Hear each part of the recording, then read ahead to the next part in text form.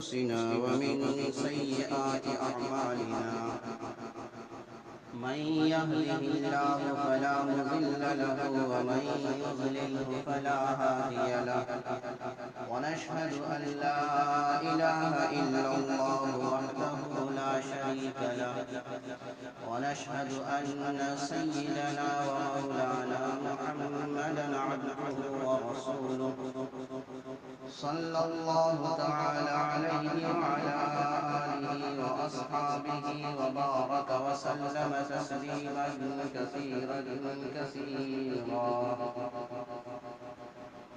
أما بعد فأعوذ بالله من الشيطان الرجيم. بسم الله الرحمن الرحيم. ما آتاكم الرسول فخذوه وما نهاكم عنه فانتهوا. وقال تعالى: وأزواجه أمهاتكم. صدق الله العظيم. وقال النبي صلى الله عليه وسلم: من أحيا سنة من سنتي أميتت بعدي فقد أحبني ومن أحبني كان معي في الجنة. وقال النبي صلى الله عليه وسلم: الحياء شعبة من الإيمان، أو كما قال عليه الصلاة والسلام. اللهم صل على محمد وعلى آل محمد كما صليت على إبراهيم وعلى آل إبراهيم إنك حميد مجيد. اللهم بارك على محمد وعلى آل محمد كما باركت على إبراهيم وعلى آل إبراهيم إنك حميد مجيد. میرے محترم بزرگ اور دوستو،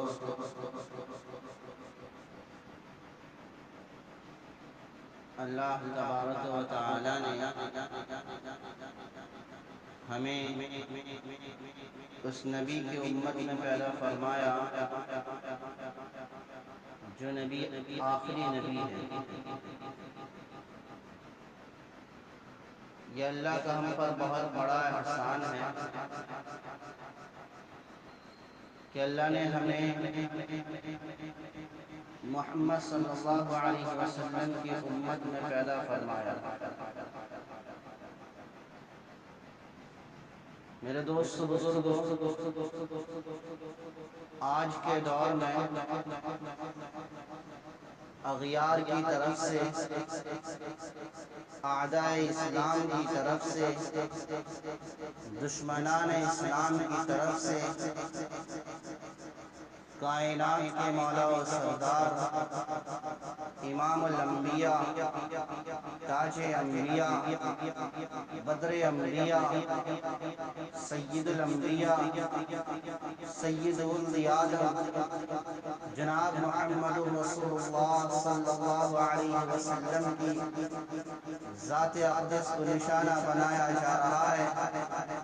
ان پر گستاخانہ کلمات کہے جا رہے ہیں، ان پر سب و شتم کیے جا رہے ہیں. میرے دوست بزرگوں، آج میں ان اغیار کا، ان اعداء اسلام کا، ان دشمنان اسلام کا اپنی علم و بصیرت کے مطابق جواب دینے کی کوشش کروں گا. اللہ سے دعا کروں، اللہ زبان پر صحیح اور سچی بات لے آئے. میری کوئی بساط نہیں ہے، اللہ ساتھ دیتا ہے، میں باتیں دل سے کرتا ہوں. اللہ کی مدد و نصرت کے بغیر کوئی کچھ کہہ نہیں سکتا. اللہ نے انسان کو جو بولنے کی طاقت دی ہے یہ بھی اللہ کی ذات، اللہ کی طرف سے ہے. یہ بولنے کی طاقت یہ اللہ نے دی ہے، انسان کا اپنا کچھ بھی نہیں ہے. میرے دوست بزرگوں، اغیار کی طرف سے کچھ سوالات آتے ہیں۔ پہلا سوال یہ ہے، دیکھیں نقل کفر نباشت، کافر کی بات کو نقل کرنا یہ کفر نہیں ہے، کفر کی بات کو نقل کرنا یہ کفر نہیں ہے۔ تو ان کی طرف سے اغیار نے سوال کیا ہے کہ اللہ کے نبی نعوذ باللہ عیاش پرست تھے، انہوں نے اتنی نکاح کیوں کیے؟ وہ خواہش پرست تھے، اتنی تعداد میں نکاح کیے ہیں۔ آج میں اس کا جواب دینے جا رہا ہوں۔ میرے دوست بزرگوں، اللہ کے نبی صلی اللہ علیہ وسلم پورے ملک مکہ مکرمہ میں امین و صادق کے لقب سے پکارے جاتے تھے۔ سچائی، امانت داری آپ کی گویا گھٹی میں شامل تھا۔ میرے دوستو بزرگوں، آپ صلی اللہ علیہ وسلم نے جب پہلا نکاح کیا تو اس وقت آپ کی عمر مبارک 25 سال کی تھی۔ پہلا نکاح کس سے کیا؟ ام المؤمنین خدیجہ الکبریٰ رضی اللہ عنہا سے کیا۔ ان کی عمر کیا تھی؟ ان کی عمر 40 سال کی، 2 مرتبہ بیوہ ہو چکی تھی۔ اگر اللہ کے نبی عیاش پرست ہوتے، نعوذ باللہ جیسے کہ باطل کا قول ہے، اگر عیاش پرست ہوتے تو 2 مرتبہ بیوہ ہونے والی عورت اور 40 سالہ عورت سے شادی نہ کرتے۔ آج اگر ہم میں کوئی 25 سال کا جوان ہو اور اسے 40 سال کی کنواری عورت دی جائے، شادی شدہ نہیں، کنواری عورت سے شادی کرنے کہا جائے تو وہ تیار نہیں ہوتا۔ اگر 25 سال کا ہم میں جوان ہے، اسے 25 سال کی 1 مرتبہ بیوہ عورت سے شادی کرنے کہا جائے تب بھی وہ نہیں کرتا کہ میں کنوارا ہوں، میں بیوہ سے کیوں کروں۔ اگر اسے 2 مرتبہ بیوہ عورت سے شادی کرنے کیا جائے اور عمر جو ہے 25 سال ہو اس عورت کا، تب بھی بندہ نہیں کرتا۔ لیکن اللہ کے نبی اگر خواہش پرست ہوتے تو وہ 25 سال کی عمر میں 2 مرتبہ بیوہ عورت سے 40 سالہ عورت سے شادی نہ کرے۔ اس لیے اللہ کے نبی پر جو اعتراضات ہوتے ہیں اغیار کی طرف سے کہ اللہ کے نبی خواہش پرست ہیں، انہوں نے متعدد نکاح کیے ہیں۔ میرے دوست بزرگوں، اللہ کے نبی خواہش پرست نہیں ہے۔ پھر اللہ کے نبی متعدد نکاح کیوں کیے، 11 بیویاں کیوں رکھے؟ اس کا جواب یہ ہے کہ اللہ کے نبی صلی اللہ علیہ وسلم نے حضرت خدیجہ کی زندگی میں کبھی شادی نہیں کی۔ جب تک حضرت خدیجہ باحیات تھی، زندہ تھی، ان کی زندگی میں کبھی اللہ کے نبی نے دوسری شادی نہیں کی۔ اور حضرت خدیجہ رضی اللہ عنہا سے ساری اولادیں پیدا ہوئی، صرف ایک اولاد حضرت ابراہیم رضی اللہ عنہ، یہ ان کی باندی اللہ کے نبی کی باندی ماریہ قبطیہ رضی اللہ عنہا سے پیدا ہوئے۔ ان کے علاوہ جتنے بھی اولاد ہیں، حضرت زینب، حضرت رقیہ، حضرت کلثوم، حضرت فاطمہ رضی اللہ عنہا اور صاحبزادوں میں جو 3 صاحبزادے ہیں، وہ تینوں کے 3 سارے کے سارے حضرت خدیجہ رضی اللہ عنہا کے بطن سے پیدا ہوئے۔ لیکن لڑکوں کا انتقال بچپن ہی میں ہو گیا۔ لڑکیاں انہیں اللہ نے عمر دیا، اللہ نے انہیں بڑا کیا، یہ شادی بیاہ ہوئی، ان کی آگے زندگی گزری ہے۔ میرے دوست بزرگوں، اللہ کے نبی 54 سال کی عمر میں کسی دوسری عورت سے شادی نہیں کی۔ جب حضرت خدیجہ رضی اللہ عنہا کا انتقال ہوا تو اللہ کے نبی نے متعدد نکاح کیوں کیے؟ اس لیے کہ ملی، ملکی، شخصی مصلحتوں کی وجہ سے کیا۔ اللہ کے نبی نے متعدد نکاح خواہش پرست کی وجہ سے نہیں کیا، اپنا شوق پورا کرنے کے لیے نہیں کیا۔ اللہ کے نبی نے متعدد نکاح ملی، ملکی، شخصی مصلحت، حکمت کی وجہ سے کیا ہے۔ آگے میں اس کی تفصیل بتاؤں گا۔ تو جب حضرت خدیجہ رضی اللہ عنہ کا انتقال ہوا تو اللہ کے نبی کو صحابہ کرام اور گھر والوں نے مشورہ دیا کہ آپ شادی کر لیں، اس لیے کہ آپ کو نبوت کا بار بھی سنبھالنا ہے، اللہ کے پیغام کو پہنچانا ہے، تبلیغ کا کام کرنا ہے، نبوت کا کام کرنا ہے، اور خانگی ضرورت، گھر کی ذمہ داری سنبھالنے کے لیے بھی کوئی ہونی چاہیے۔ تو اسی لیے لوگوں نے مشورہ دیا کہ آپ شادی کریں۔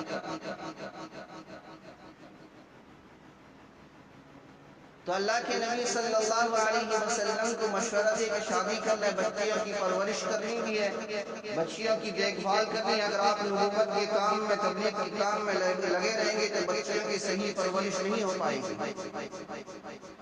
تو لوگوں کے مشورے سے حضرت سودا رضی اللہ عنہا سے شادی کرنے کا طے کیا گیا۔ اللہ کے نبی نے شادی کرنے کے لیے ان کے پاس پیغام بھیجا۔ حضرت ابو بکر رضی اللہ عنہ وہ بھی چاہ رہے تھے کہ اللہ کے نبی شادی کر لیں، لیکن وہ یہ سوچ رہے تھے کہ حضرت سودا رضی اللہ عنہ یہ عمر دراز ہیں، بوڑھی ہیں، کچھ دن میں ان کا انتقال ہو جائے گا۔ وہ اپنے حضرت ابو بکر رضی اللہ عنہ فطری سوچ کے مطابق، دنیا کے ماحول کے مطابق انہوں نے کہا کہ عمر زیادہ ہو چکا ہے، اب زیادہ یہ رہنے والی نہیں ہے۔ اگر کوئی اچھی خاصی جوان عورت ہوتی، عائشہ کے بارے میں سوچا کہ انہوں نے کہا کہ ابھی بچی ہے، حضرت عائشہ ابھی بچی ہے، گھر کی ذمہ داری سنبھال نہیں سکتی، تو حضرت سودا سے شادی کر لیں، بعد میں حضرت سودا کے فوت ہونے تک حضرت عائشہ کی شادی کی عمر ہو جائے گی، ان سے شادی کر لیں گے، وہ پھر گھر کی ذمہ داری سنبھال لیں گے۔ تو یہ حضرت ابوبکر صدیق رضی اللہ عنہ اپنی فطری سوچ، ایک انسانی سوچ کے مطابق یہ سوچ رہے تھے، کسی نے کہا نہیں۔ تو حضرت سودا رضی اللہ عنہا سے اللہ کے نبی کا نکاح ہوا۔ یہ بھی نکاح خواہش پرست کی وجہ سے نہیں ہوا، 54 سال کی عمر میں نکاح ہوا، اس لیے کیے کہ گھر کی ذمہ داری کو سنبھالنا ہے۔ یہ حکمت یہ ملی، گھر کی ذمہ داری کو سنبھالنا ہے۔ تو حضرت عائشہ، ایک طرف حضرت عائشہ کو اللہ کے نبی نے خواب میں دکھایا، حضرت جبرائیل امین آئے، ایک کپڑا لے کر آیا اور کہا کہ اللہ کے نبی سے کھولیے۔ تو اللہ کے نبی نے کھولا تو اس میں حضرت عائشہ کی تصویر ہے۔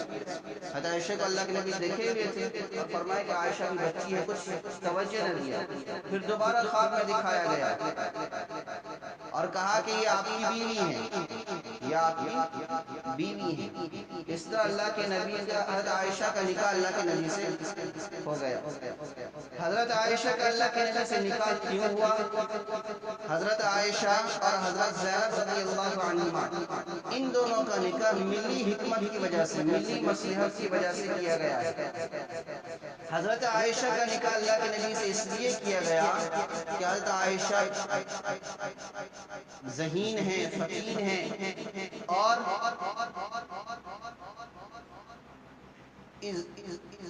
خلوت والی زندگی، تنہائی والی زندگی کے جو مسائل ہیں، جو احکامات ہیں، وہ حضرت عائشہ بخوبی یاد رکھ سکتی ہے، بخوبی جان سکتی ہے اور امت کو اس کا پیغام دے سکتی ہے۔ اس لیے اللہ کے نبی نے فرمایا کہ نصف دین حضرت عائشہ سے سیکھو، نصف دین حضرت عائشہ سے سیکھو۔ کیوں؟ اس لیے کہ نصف کا مطلب ہے نہیں کہ 50%، ایسا نہیں ہے۔ علم المیراث، اس کو فرمایا یہ نصف علم ہے۔ کیوں؟ اس کا مطلب ہے کہ آدھا علم میراث کا علم ہے، ایسا نہیں ہے۔ زندگی کے دو پہلو ہیں، ایک دنیاوی زندگی، ایک آخرت والی زندگی۔ دنیاوی زندگی میں جو علم حاصل کی جاتی ہے وہ آدھی علم ہے، موت کے بعد جو پیش آنے والی ہے وہ علم المیراث ہے۔ انسان مرتا ہے، مرنے کے بعد اس کے میراث تقسیم ہوتی ہے، وراثت کو کتنا مال دیا جائے گا وہ تقسیم ہوتا ہے۔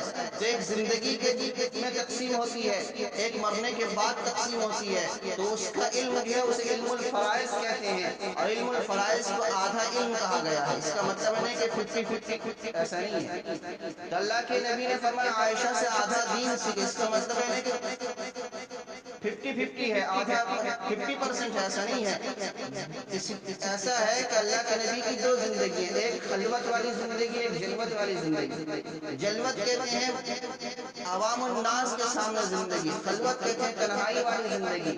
اور عوام الناس کے سامنے جو زندگی ہوتی ہے اسے لوگ جانتے ہیں، اس کے مسائل لوگوں کو معلوم ہے، مگر تنہائی کے مسائل، خلوت والے مسائل وہ لوگوں کو معلوم نہیں ہے۔ اس لیے اللہ کے نبی نے فرمایا کہ عائشہ سے آدھا دین حاصل کرو۔ تو خلوت کی جو مسائل، خلوت کا جو علم ہے، خلوت کا جو دین ہے، وہ دین حضرت عائشہ سے معلوم کرنے کے لیے اللہ نے کہا کہ حضرت عائشہ سے نکاح کرنا، اور حضرت عائشہ سے نکاح 6 سال کی عمر میں ہوا۔ تو اس وقت حضرت عائشہ رخصتی کے قابل نہیں تھی۔ جب 9 سال کی عمر ہوئی تو حضرت عائشہ کی رخصتی ہوئی۔ یہ حضرت عائشہ سے نکاح ملی مصلحت کی وجہ سے ہوا۔ اس کے بعد حضرت زینب سے بھی نکاح ہوا، یہ ملی مصلحت کی وجہ سے۔ حضرت زینب سے نکاح کیوں کیے گئے؟ اس لیے نکاح ہوا کہ حضرت نبی کریم صلی اللہ علیہ وسلم کے پاس ایک صحابی رہتے تھے جنہیں زید بن حارثہ کے نام سے جانا جاتا ہے۔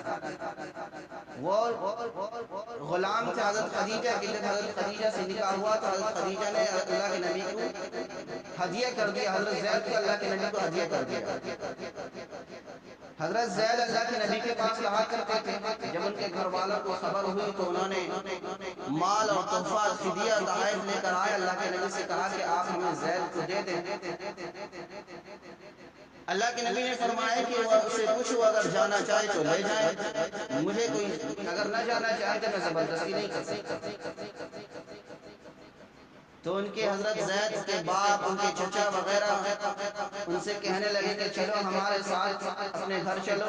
تو حضرت زید نے جانے سے انکار کر دیا کہ میں وہاں آزادی کی زندگی سے بہتر اللہ کے نبی کی غلامی پسند ہے۔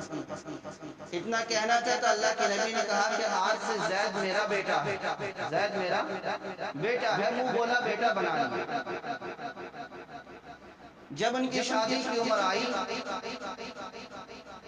تو اس کے بعد جب اللہ کے نبی نے حضرت زید کو اپنا بیٹا بنایا، اس کے بعد سے لوگوں نے زید بن محمد کہنا شروع کر دیا، زید بن حارثہ نہیں کہا، زید بن محمد کہا۔ جب ان کے شادی کا وقت آیا تو انہوں نے اللہ کے نبی نے حضرت زینب، ان کی پھوپھی زاد بہن حضرت زینب سے حضرت زید کا نکاح کرا دیا۔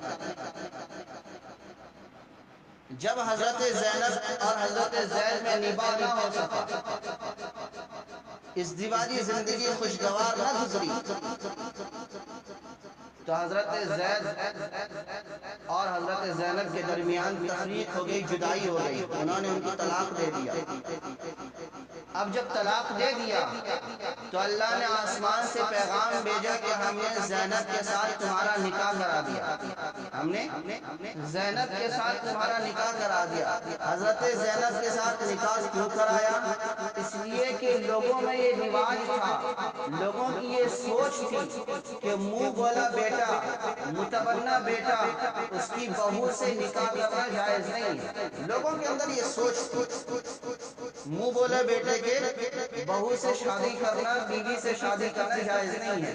یہ لوگوں کے سوچ کو توڑنے کے لیے، لوگوں کے سوچ کو ختم کرنے کے لیے کہ منہ بولا بیٹا جو ہے وہ حقیقی بیٹا نہیں ہے۔ اگر کسی نے کسی کو منہ بولا بیٹا بنا لیا ہے تو اسے میراث میں سے حصہ نہیں دیا جائے گا۔